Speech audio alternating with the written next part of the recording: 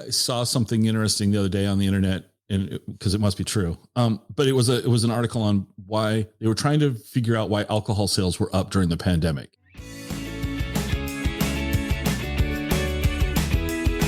Welcome to the Exploring Washington State podcast. Here's your host, Scott Cowan.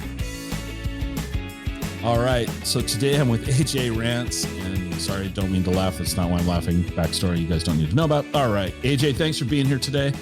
Tell our audience about Cocktail Cards. Yeah. So Cocktail Cards is kind of a passion product that I came up with in 2020 in the midst of the pandemic as a result of, me not being able to find work, bartender for 10 years and trying to find a way to bring something to the market to try and, make some money this year. I saw something interesting the other day on the internet, and because it must be true. But it was an article on why they were trying to figure out why alcohol sales were up during the pandemic. And I was kind of like, doesn't it seem obvious? Everybody's stressed out. Everybody's stuck at home. And yeah, hello. So you've created these cards, and we're going to talk about the cards a lot.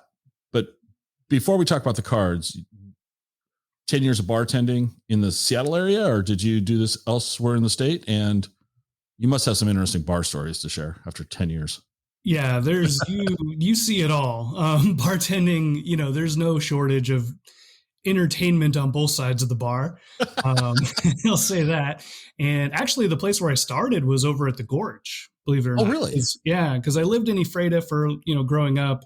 And when I got old enough to bartend, I still had friends there and working there. And it was a cool opportunity to go over, see free concerts, serve some beer until it was dark out, and then go watch music. So, it really started there. And then I've been living in the Seattle area this whole time. So I've been bartending up on Queen Anne, Fremont, and Edmonds. And then most of my time has been down kind of close to UW in the Laurelhurst area. Okay. Mm-hmm. Well, let's talk about the Gorge, because that's kind of my wheelhouse, music and alcohol. Who was it? What show did you have to work at that was like the most fun for you? Like, was there a show that you got to quote unquote see, but you were, serving beers at? What was cool at the Gorge? They were all cool. First, okay. They were all cool. But one that stood out probably the most was I was there for the very last Ozfest, for the last time Ozzie was touring. And that was hilarious. Just seeing this guy still be Ozzie. he's talking before the song starts playing, and you can't understand a single word he's saying. And the music starts playing, and it's like he's Ozzie from 30 years ago. It was incredible. And then one funny moment that does still stick out to this day, like it happened yesterday, was he used to take, buckets of, I'm sure way back in the day, it would be fake blood or whatever, and just dump it on the audience. And so during his set, he takes these buckets of water, and he's like trying to carry them to the front of the stage. It's like the longest process of all time. And he takes it, he goes to like try and throw it at the audience, and just dumps the whole bucket on like one person. And then goes back, grabs another bucket, and does this a couple times. It was just, and everyone was rooting for him. It's like, dude, how are you even doing this at all? It was incredible. The last time I saw Ozzie on TV, you're right. And that, can sing perfectly. Like, yeah, it's like, what happened? What is wrong with your brain? Yeah. What did you kill in your brain to anyway? So you saw Ozfest. Okay. What else did you, it's just because we always talk music too. So what else did you see at the Gorge that was notable? Of course you had, oh goodness. Well, who's the guy that does like 3 nights there? Dave Matthews. Dave Matthews. Yes, of course. Dave Matthews. That's like the big one. Yeah.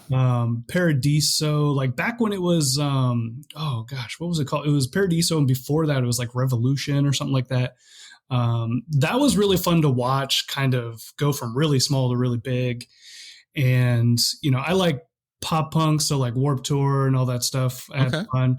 And then they had, KISW was putting on like a rock fest there.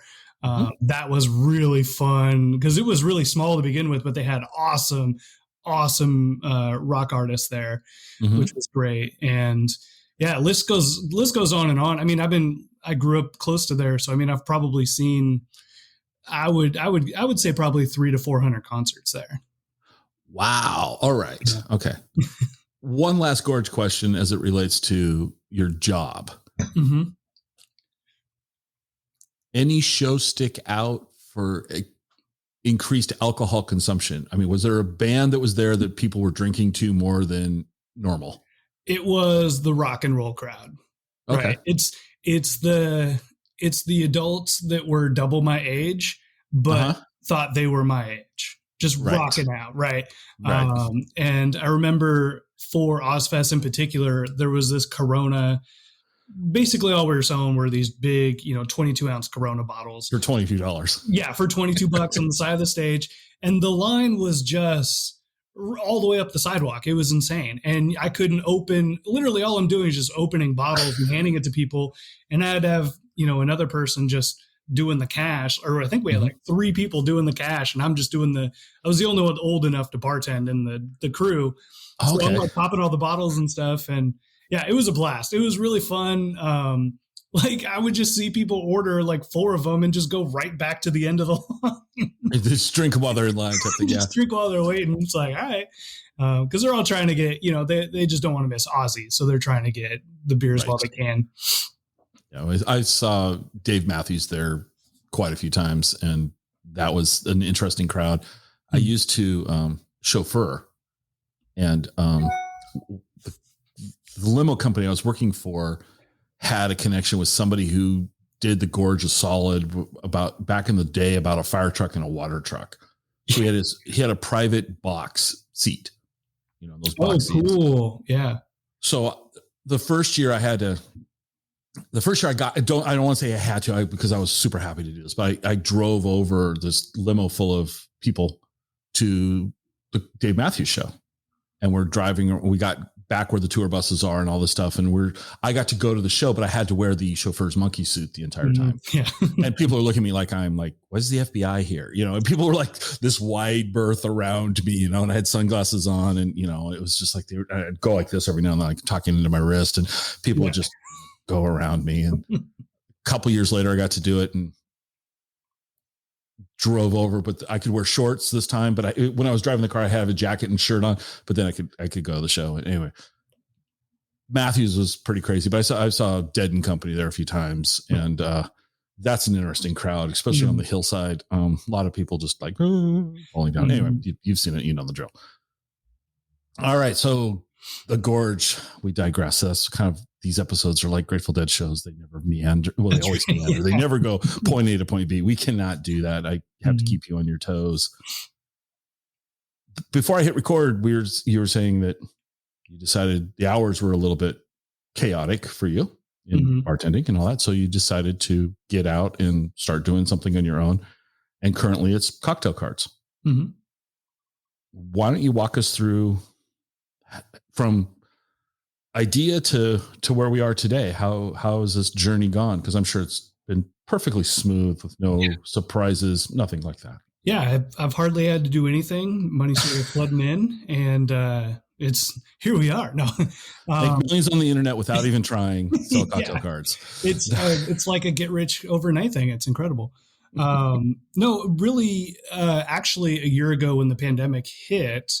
Like you said, I did leave my bartending job, but I actually left prior to COVID to try and figure out how to start and launch my own business. And it didn't go very well.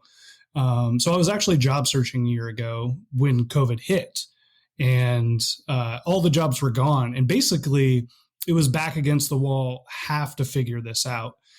So I started taking it a lot more serious and a lot more we got to make this happen here pretty soon. So I did invest in a couple kind of educational courses, people I've seen on YouTube, online who, had their own businesses and stuff like that. So there was one in particular that I joined up with where he basically teaches you how to create your own product, build a brand behind you and crowdsource, and then hopefully raise enough money to afford to have your product manufactured, and then eventually get it up onto Amazon.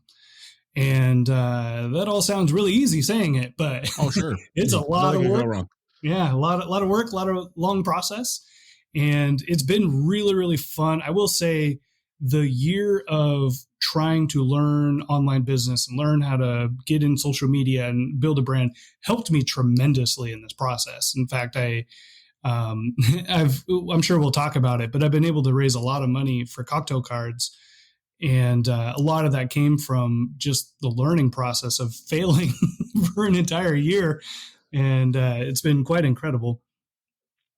Well, you kind of stole my thunder with failing, but yeah, give us an example. What was something you thought, oh, this is going to be it. This is going to work. And then, unfortunately you tripped on your shoelaces and fell. Yeah. Well, it's the first one is we all watch YouTube videos and we see these guys and girls becoming millionaires and they're million followers. And you don't understand how hard all this stuff is. Even, you have a podcast. It's like, you said you got someone else helping you. Like even just doing a podcast by yourself is an insane amount of work and effort for very little returns in the beginning. And we're doing 3 episodes a week. Yeah. Wow. So yeah. And that's like, I thought I was going to be doing, 5 YouTube videos a week and grow my audience and stuff. So that didn't work well. And then when I was learning a lot about, affiliate marketing and earning money that way, monetizing your audience, there's a lot of ways that people tell you can make money. The drop shipping things, the running ads to products that you yourself would never buy in a million years.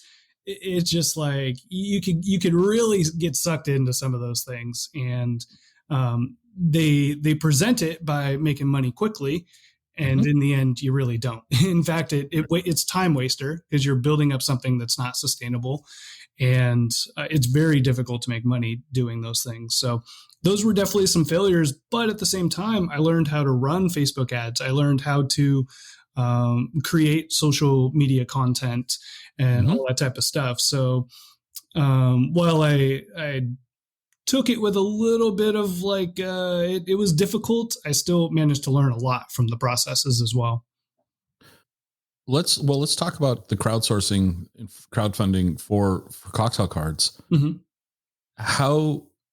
Walk us through, first off, how many cards are in the set?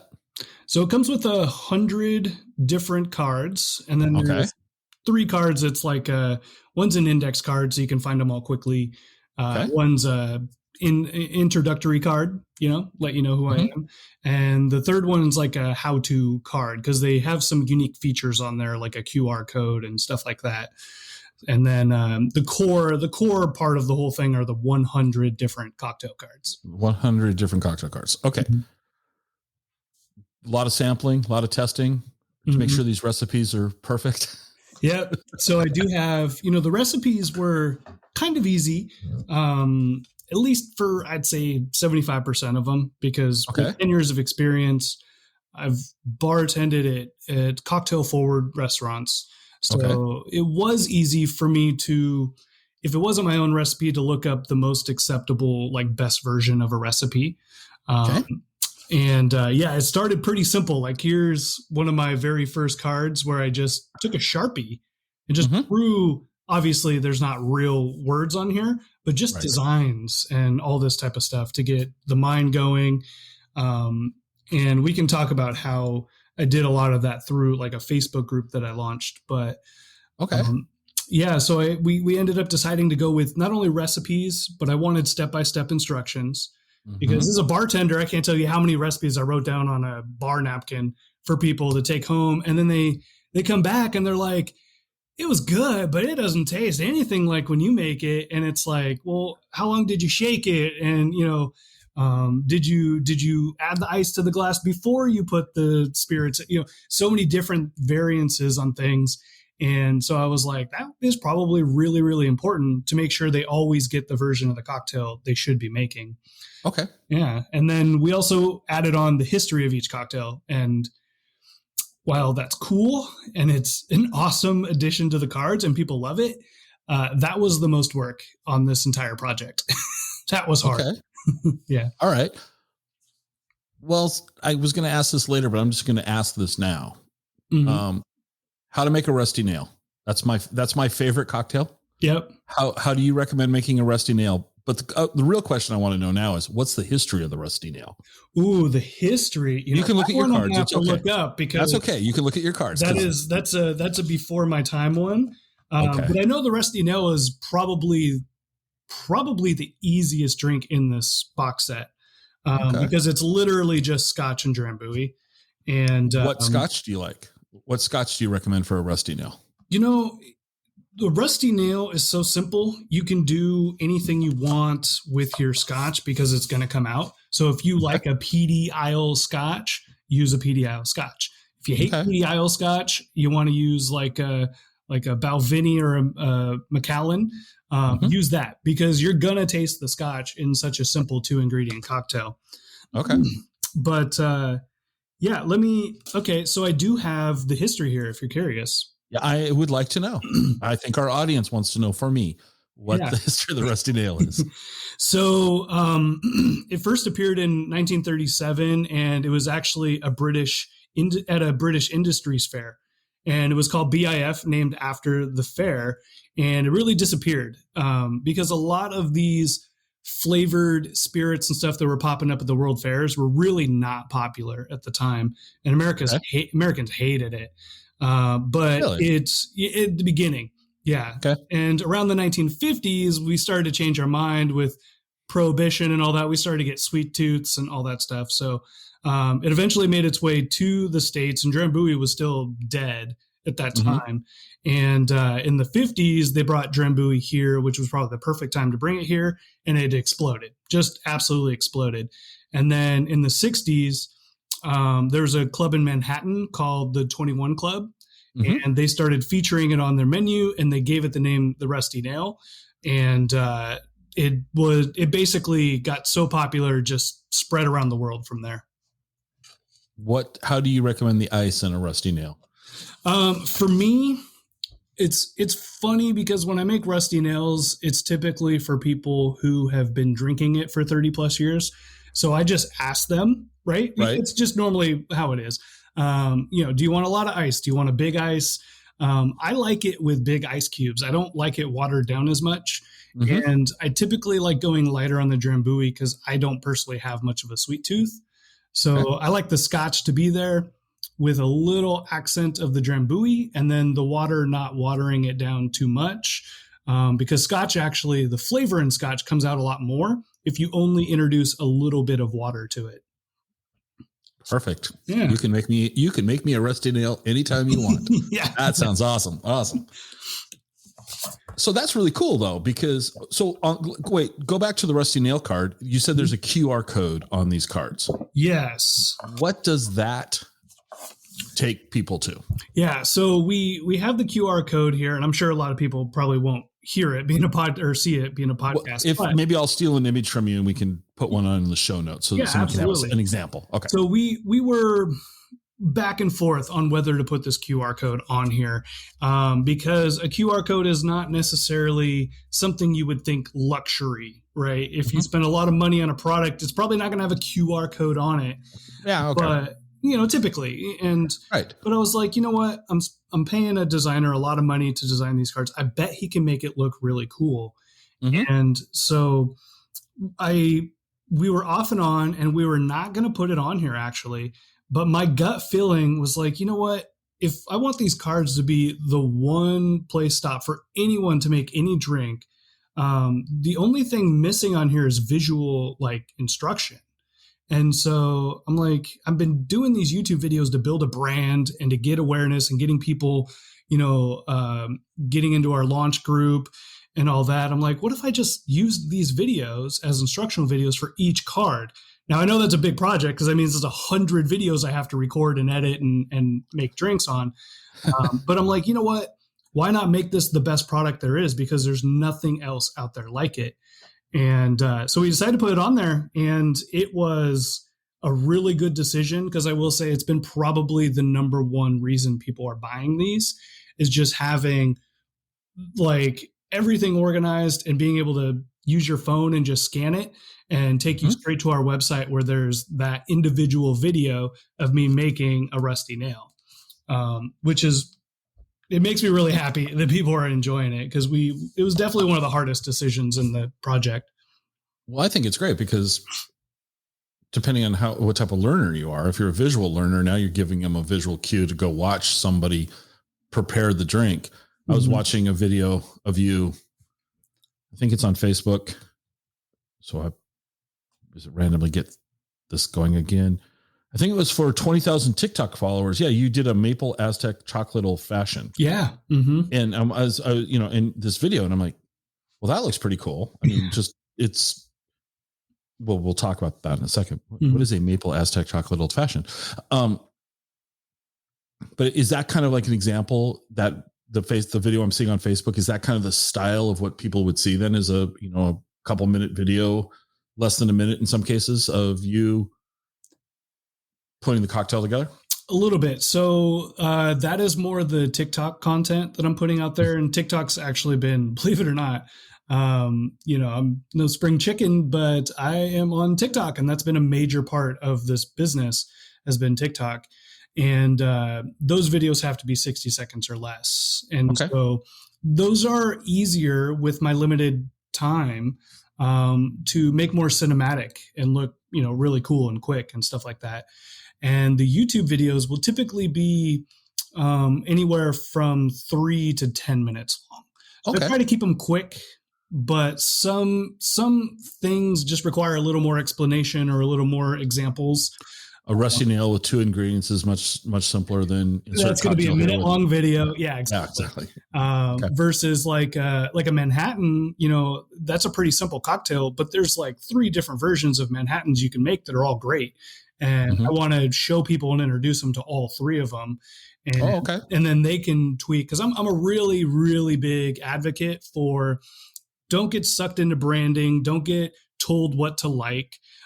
Try different things, and if you like it, that's the best version for you. So so I like to give people a few options if there's well known, like a dry Manhattan versus a sweet Manhattan versus a perfect Manhattan. So wait a second, what is dry, sweet? You said you just throw out perfect. What is a perfect Manhattan? Perfect's a combination of the 2. So a mix of the 2. Yeah. So instead of that sounds better 1 ounce than balanced of dry vermouth or 1 ounce of sweet vermouth, you do a half ounce of each. And that's my favorite version of a Manhattan. Wow. Okay. So we can go down a lot of different directions. This is the drinking rabbit hole can go forever. Yeah. It's day drinking. We're recording this in the middle of the day, and here we go. Yep. So so we started off with the preliminary sketch with the Sharpie on the card. How many design iterations did you go through before you got to where you're at for the actual product now? Yeah. Quite a few. I would say a couple hundred, but when we say design iterations, I mean, that could be anything from just changing the format to changing what's included, to the logos, to the patterns on the boxes. Me and my designer were very, very open with communication, which was incredible. He's been awesome to work with. And I created this Facebook launch group. So it was only a few hundred people in there, but I was growing an audience on YouTube initially and growing an audience on TikTok and Instagram. And I was able to get, all these people, funneling them into this Facebook launch group if they were a fan of me and a fan of the potential of the product. And so any idea I had, I would show them in the group. And it could be anything like drawn with a Sharpie, or it could be something my designer whipped up, or something I put up in Photoshop and got feedback. And it was either yay or nay or a completely different direction. And what's really cool is the finished product I have now is completely different than what I thought it was initially going to be. And a lot of those decisions were not made by me. They were made by people in the actual launch group. And that did a couple things. It made them fans of the product. So they felt invested in it, and they would be more likely to tell their friends and share it. And then, of course, when we go to crowdsourcing, they're going to go buy it. They're going to go pitch in and invest. So, and it was a win-win for everyone, because we ended up with a product way better than I could have done on my own. All right.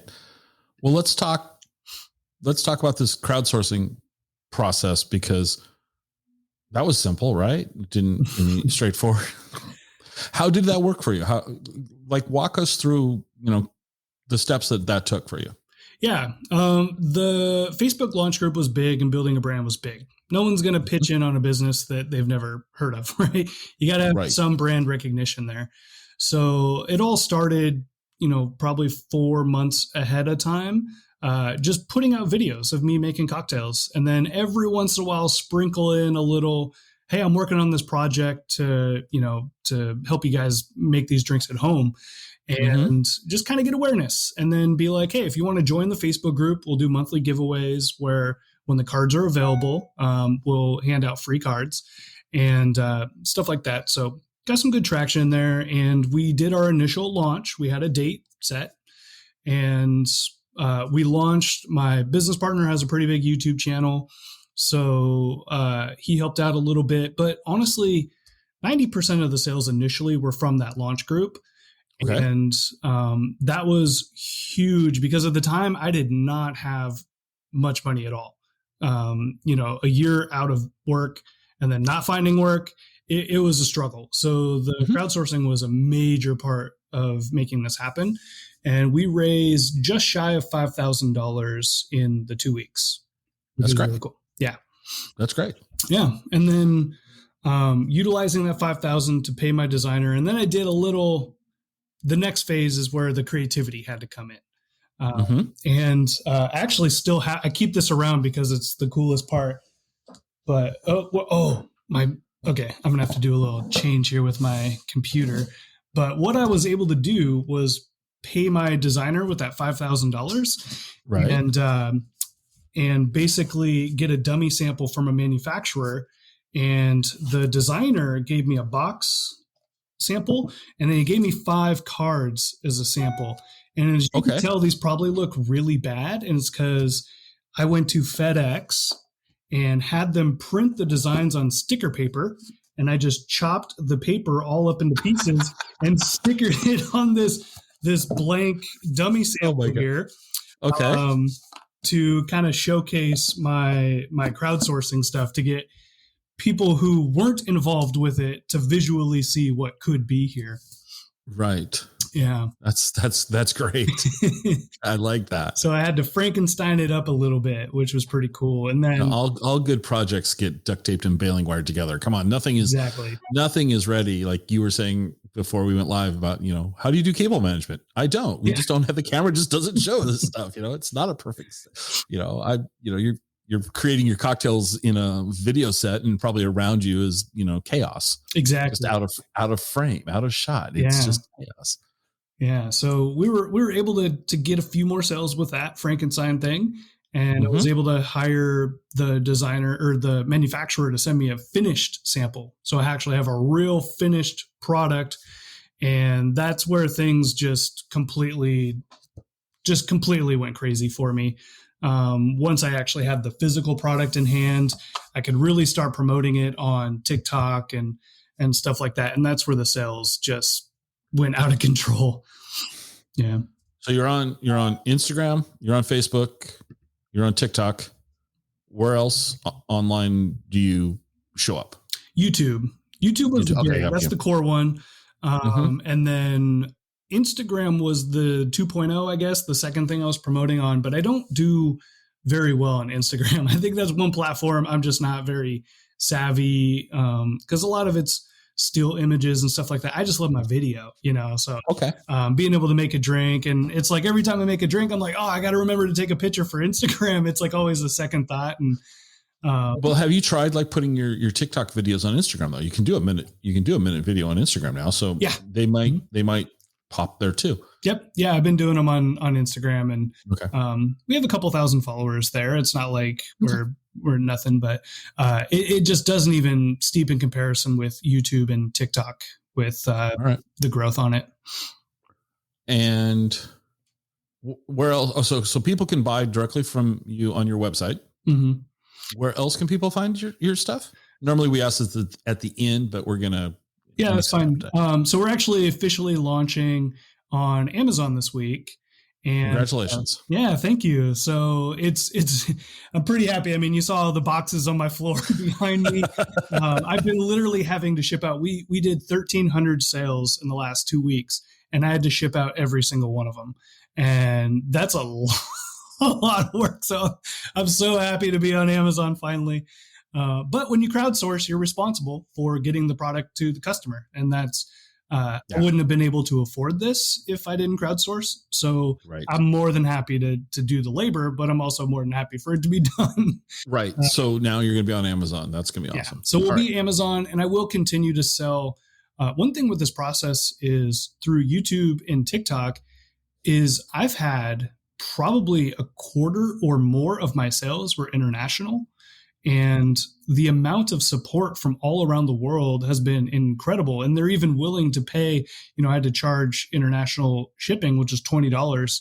And they were all willing to pay that. So I will continue to sell and ship those out myself, just because it's just an awesome opportunity. Maybe I'll figure out a way to hire someone to ship those things out at some point. But sure. Mm-hmm. Well, how about you tease the audience with a couple of the cards? Like, I'll put you on the spot. What's your favorite card and why? How's that? Yeah. So for me, there's two in particular. One, I just love when someone makes a proper margarita.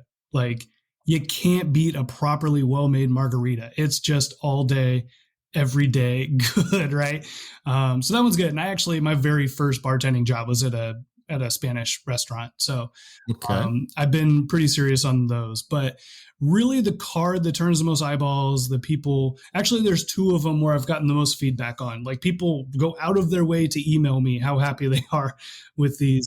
One of them is a cocktail I created that's called the Elder Smoke.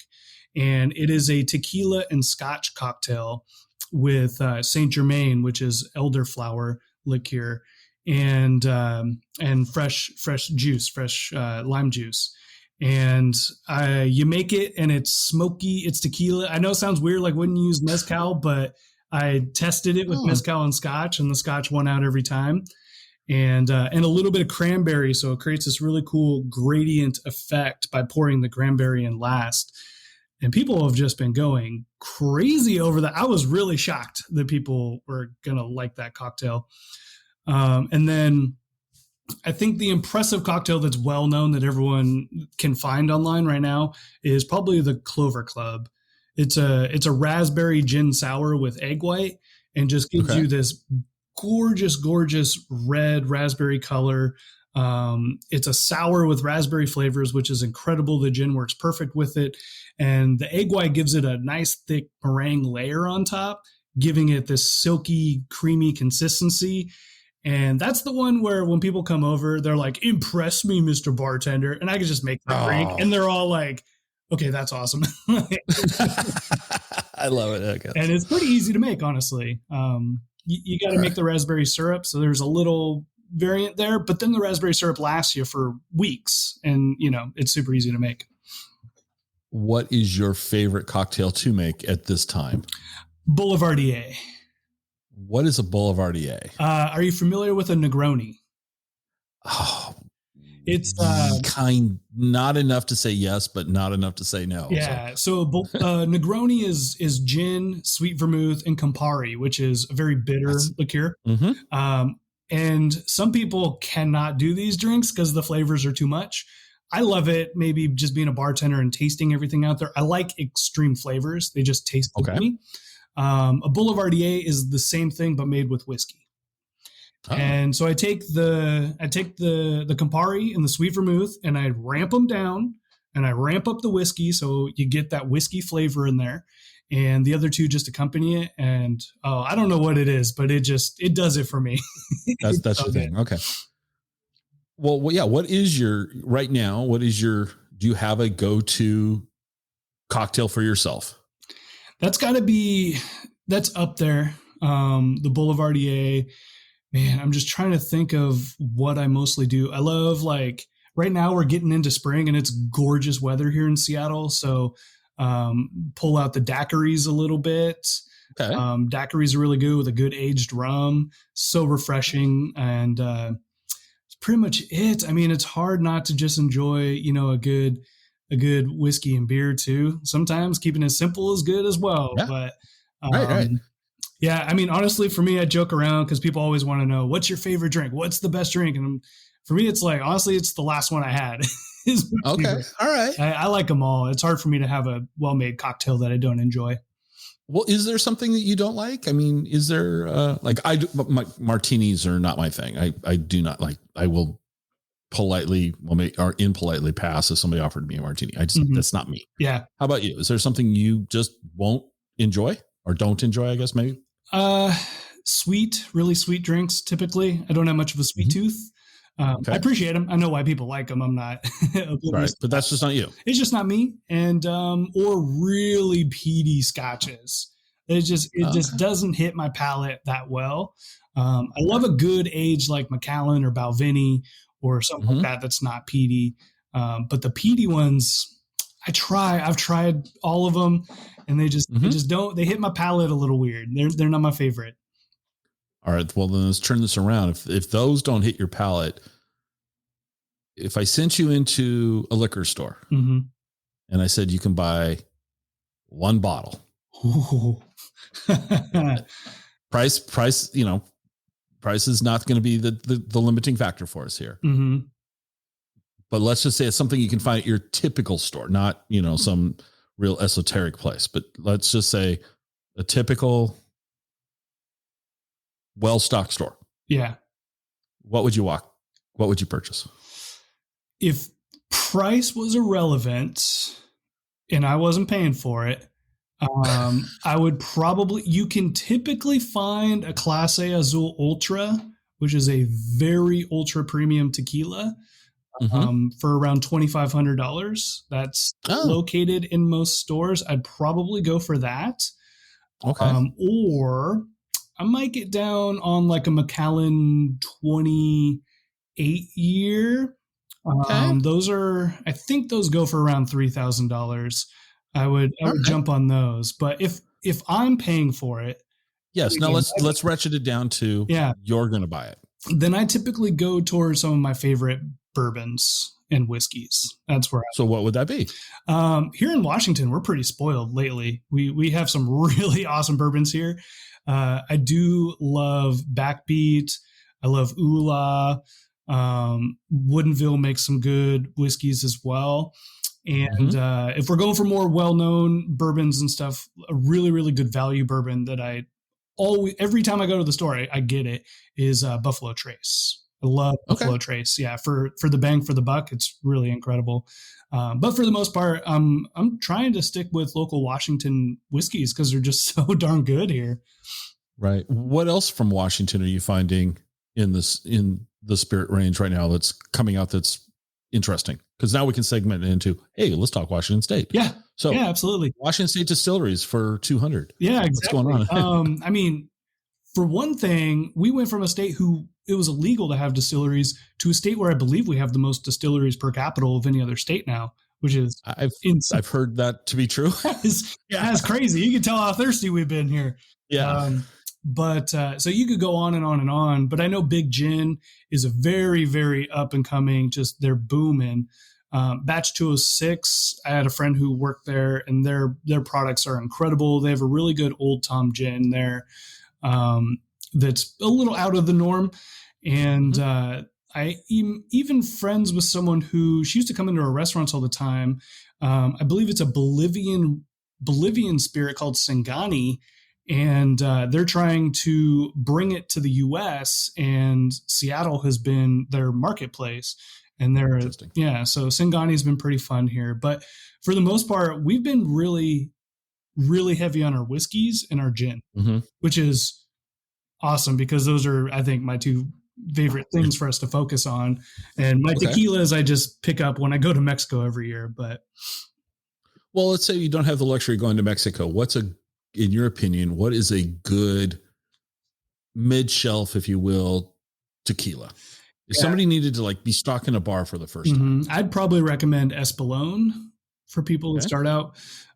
Tequila is a weird thing because you can't legally ship tequila from Mexico to the U.S. for sale. They have to ship up kind of the mash, the raw mash agave that's been spirited. And it's up to the companies what to do with it after that. And unfortunately, most of those liquor companies don't go out of their way to make good spirits. So Espolón is one that does really, really well. And, every once in a while I try a tequila that's made here and I'm very pleasantly surprised. But for the price, for how good of a tequila it is, Espolón's probably the one I recommend the most. Okay. Yeah.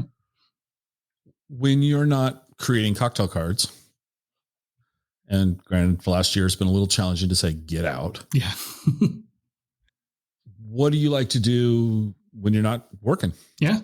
Well, we're pretty spoiled here. So we have all types of stuff. And luckily, with what's been going on this year, it doesn't have to inhibit everything we're doing. No. We do a lot of hiking. My girlfriend's been a little inspired by the social media and everything that I've been doing building this brand, and she loves to hike. So she's actually building out her own hiking product review channel. She's very, very brand new. And so we do a lot of hiking. I love to snowboard. So if I can get up, that's been a little limited this year, but snowboarding's really big for me. Where's your go-to place for snowboarding in Washington? I used to go to Stevens all the time, but since we purchased our home in Kent, I've been going to Snoqualmie mostly and do a lot of Alpental as much as I can there. Okay. Yeah. And then I try to do a couple trips to Crystal as well, kind of treat myself a little bit because it's such a fun mountain to go do a few trips to. And yeah, outside of that, it's really, playing sports and stuff's been kind of shut down. I'm on multiple softball teams, so I love doing the softball. And I have so many friends just being in the industry who own bars and restaurants and breweries. That was always part of our schedule, our routine, just going around and supporting. And that's been really kind of almost shut down. We still go out and support and buy stuff to go, but So who do you want to give a shout out to? Who would you say people should check out? If you guys haven't been to Burke Gilman Brewing, you should go check them out. They're down in Laurelhurst. They are some really good friends of mine who started this brewery up. It's kind of their side hustle, and they all work full-time jobs and then they work at the brewery full-time. It's incredible. So they work their butts off. And they actually they've won some gold medals this year in the beer festivals. And they even won a nationwide IPA award, the Alpha Award this year, which is really cool. So good. Their brewer, Phil, he used to work at Georgetown. So he knows Georgetown Brewing, which is huge. Yep. So he knows his way around some really, really good beer. And if anyone hasn't checked them out, you should definitely go. They're incredible, awesome beers. They like doing the unique beers as well. They're very into the darker beers and Belgian beers and now you're talking for me. Things, which are great fun. That's kind of more my. How about for food? Who's doing interesting food that you know? Ooh, that's a great question. I've been down here in Kent, and around here, the most well-known place is probably Asadero in Aloha. It's like a steakhouse, and they opened up in Bothell, and one of my best friends, or not Bothell, sorry, in Ballard, and one of my best friends works there. And oh my goodness, he sends me pictures of the meat. It's like grade 5 A+ double platinum Wagyu. So I'm like, oh my goodness. Yes, indeed. Yeah, they're pretty incredible. But there's so many. I mean, you can't go anywhere in Seattle and not have awesome food. I feel like anymore. It's just. I love the food scene here. It's incredible. Yeah, no, that's something I say this almost every episode when we talk to somebody about food. And, I miss the choices that I had when I was living in the Seattle area. We don't have the we have good food over here, but it's not as many choices. So it's like, okay. Yeah, I've heard Spokane, the food scene in the last 5 years has been just absolutely incredible. Yeah, Spokane's food scene's awesome. Wenatchee's, not to disrespect anybody, but our best Chinese food is at Panda Express. Yeah. It's just, it's just, we're really lacking in that.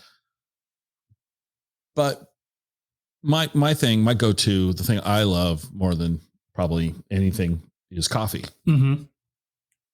Any places in Kent that I should know about? Or for that matter, just any places you want to share that you think I should know about? Yeah.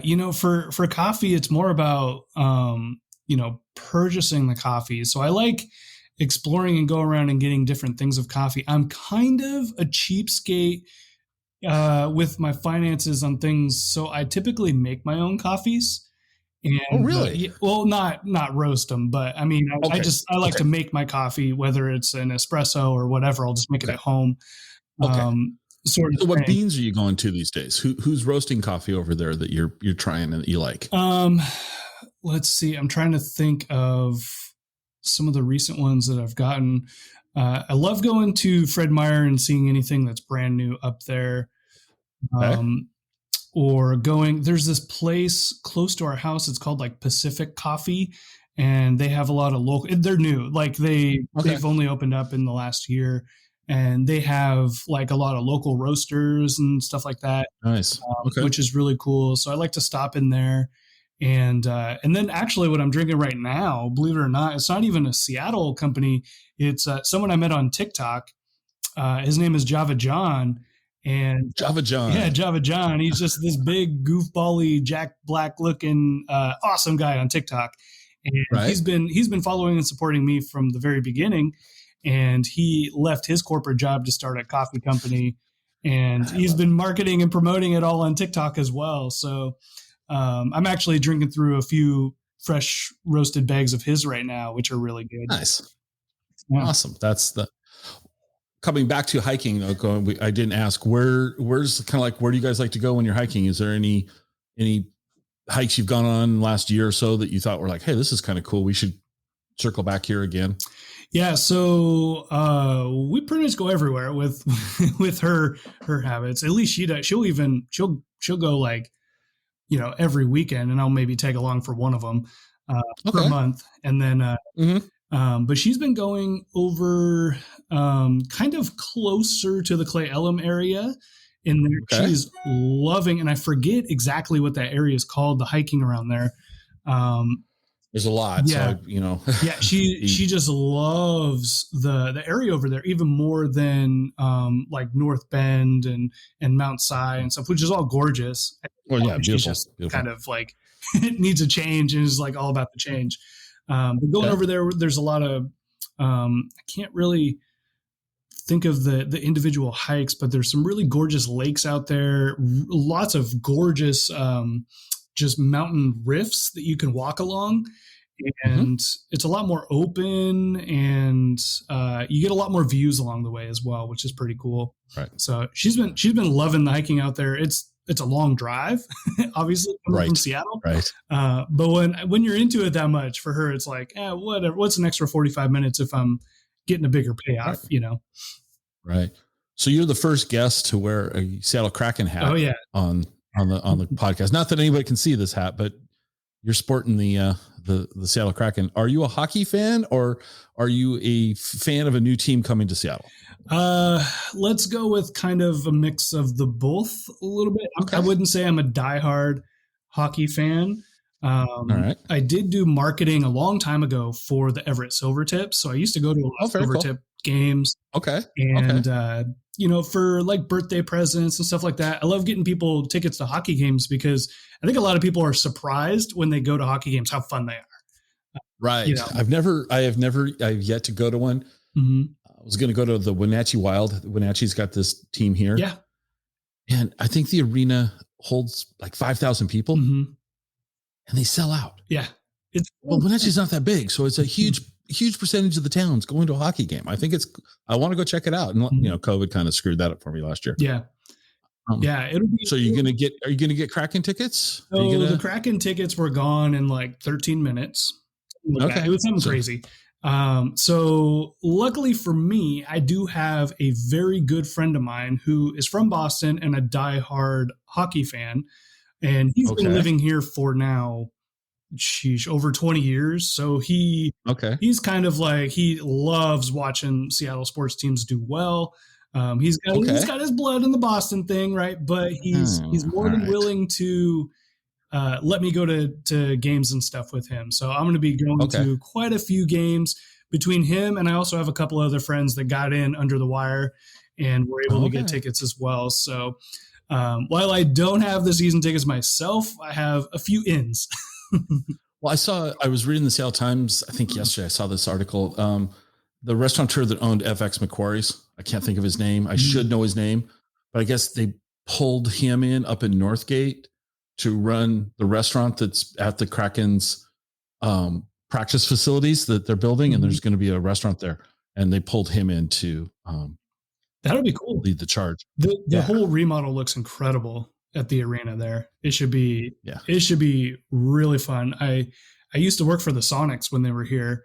And okay, we're done. Yeah, we're done. You broke my heart. I know. It's over. And that arena, like even back then, was like, ooh, should we even have people in here? You know. Yeah.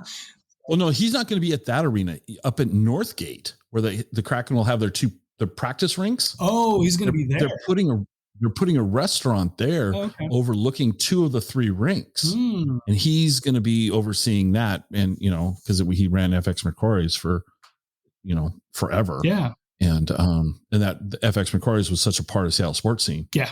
So it's really kind of cool to have him back. And I think hockey is going to be well received in the Northwest. I think we're going to, those of us that aren't going to be able to go, will watch it on TV. I mean, hockey for me on TV is a little hard to follow because I don't know the sport all that well. And let's be honest, the puck is small. So it's hard to really, if you don't know what they're doing, might not be the best TV experience, but we'll get used to it. We'll learn, and that'll be fun. Yeah. It's one of those things here in Seattle. You'd be surprised. We have 3 hockey teams here. You have, the Everett Silvertips, you have the Seattle, and you have Kent also, or not Kent.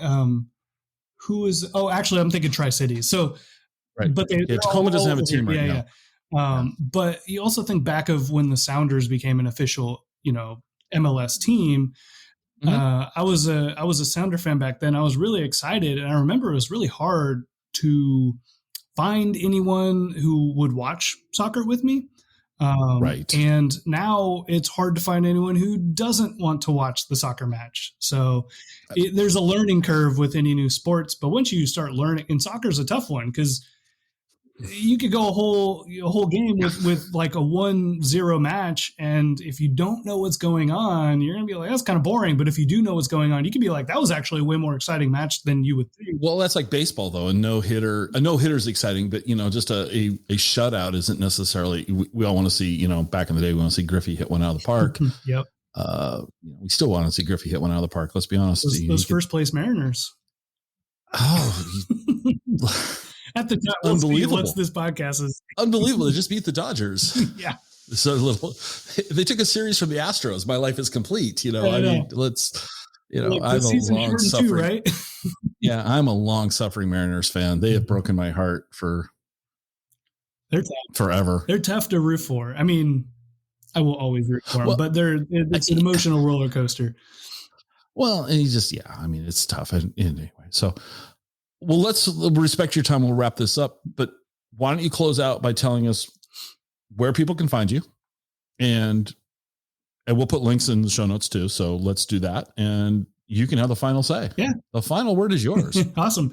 Yeah. So if anyone's interested in checking out Cocktail Cards and supporting us, there's a few things you could do. One, you could obviously go follow us and check us out on social media. YouTube and TikTok, we're very, very easy to find. Just search Cocktail Cards. We'll pop up. We'll be number 1. Awesome. Yeah. And then if you're interested in checking out the product or picking some up, our website is getcocktailcards.com. So getcocktailcards.com. And, everyone listening to this are probably local, and you can just pick it up on Amazon. If you hate Amazon, you can still purchase on Indiegogo for now, but or reach out to me personally. You can, honestly, I've had a lot of people reach out on Instagram and just message me if they'd be willing to just directly pay me and do that. That's cool too. Like I'm a small business guy, and if anyone wants to reach out, send me, an email or say hi. I love all of it. It's awesome. It's been really, really fun process, and met a lot of cool people in the process too. All right. Well, thank you for being on. This has been a lot of fun for me, and I'm looking forward to grabbing some cards and maybe improving my rusty nail game. Absolutely. Because even with 2 ingredients, I don't make them okay. Yeah. Good enough. All right. All right. Thanks. Thanks, Scott.